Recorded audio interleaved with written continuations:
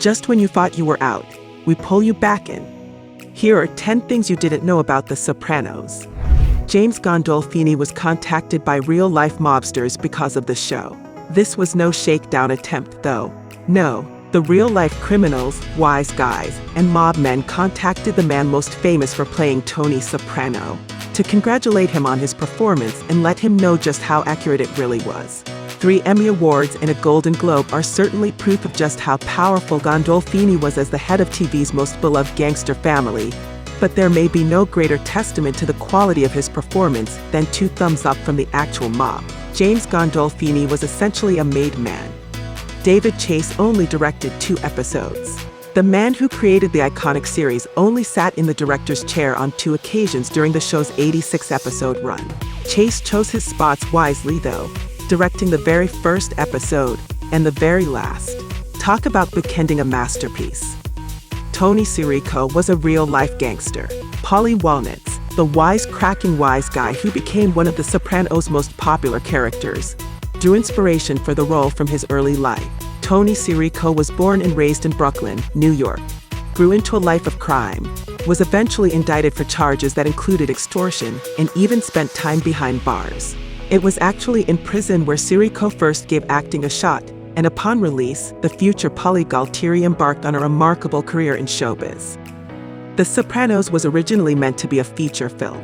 While it certainly could have gone toe-to-toe with the likes of Goodfellas and The Godfather, David Chase's manager advised him that the characters of The Sopranos were so well written that they deserve an entire series in order to be fully explored.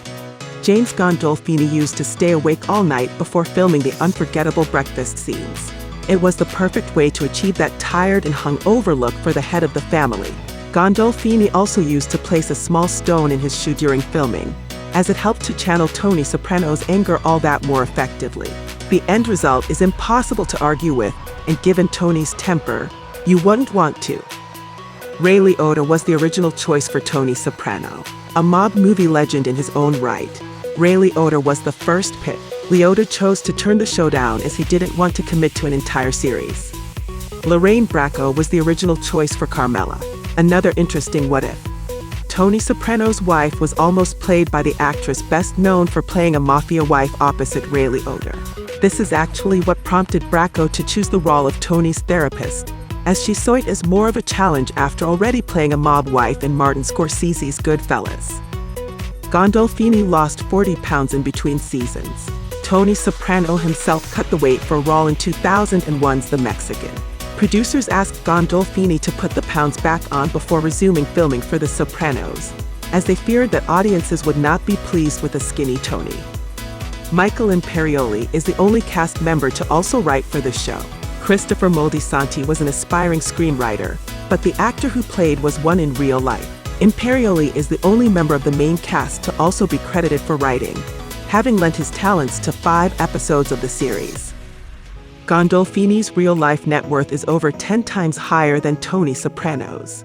They say crime doesn't pay, and that's certainly true when compared to the money made in Hollywood. At the time of Gandolfini's tragic death in 2013, he was worth an estimated $70 million. Tony Soprano, on the other hand, was worth an estimated $6. Thanks for watching.